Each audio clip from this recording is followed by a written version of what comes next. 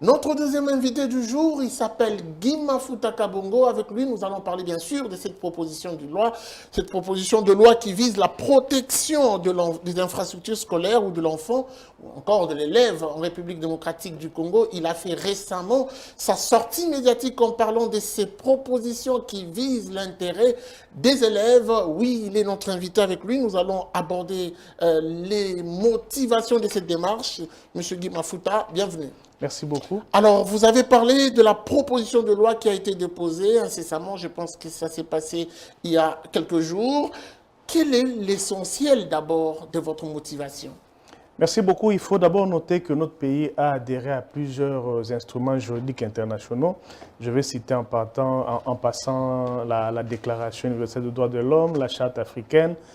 Tous ces instruments, en fait, tendent à promouvoir l'éducation.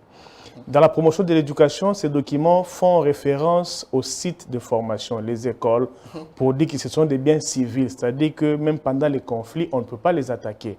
Mais ma réflexion se base sur le fait que les atteintes aux infrastructures scolaires ne se font pas que pendant la guerre, même pendant la paix.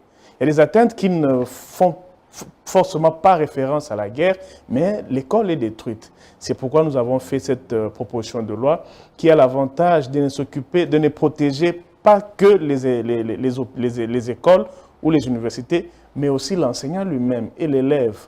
Quoi de plus normal que d'être vraiment choqué si la victime d'une attaque, c'est un élève? Et en quoi est-ce que cette proposition de loi protège ces élèves ou ces enfants?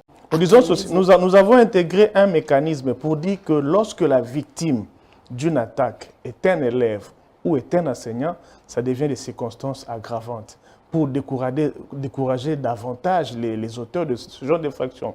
À côté de ça, nous avons aussi fait allusion à l'usage abusif des sites scolaires. Aujourd'hui, à Kinshasa, vous pouvez circuler pendant les vacances ou les week-ends, vous avez des kermesses, vous avez des deuils, vous avez des catchs, des cérémonies qui n'ont rien à voir avec la formation. L'incident, c'est quoi? Je veux bien vous dire, une infrastructure scolaire qui a reçu un investissement précis, c'est pour une durée déterminée. Je prends un exemple. Si on a investi 100 000 $ pour une école, on s'attend à l'utiliser pendant au moins 50 ans. Quels sont les différents points qui ont été évoqués dans cette proposition? D'abord, nous partons sur le fait que l'éducation est un droit de l'homme, fait partie des droits de l'homme. Il faut absolument favoriser l'éducation, l'égalité des chances. Et pour ce faire, aucune action ne doit avoir comme conséquence d'éloigner l'enfant du lieu où il apprend, c'est-à-dire l'école. Et pour décourager tout cela, nous avons mis en relief le statut, la qualité de l'élève et la qualité de l'enseignant.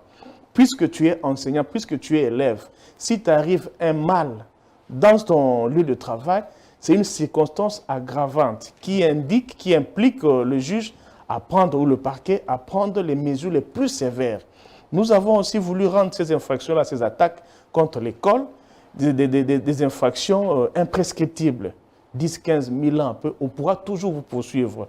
Cette loi ne vise pas que l'immeuble, l'infrastructure immobilière. Elle vise aussi l'homme, l'enseignant, la protection de l'enseignant et aussi la protection de l'élève. Grosso modo, ce sont les matières qui nous ont permis à élaborer cette loi qui est soumise. Que en temps de conflit. De paix. Merci pour la nuance.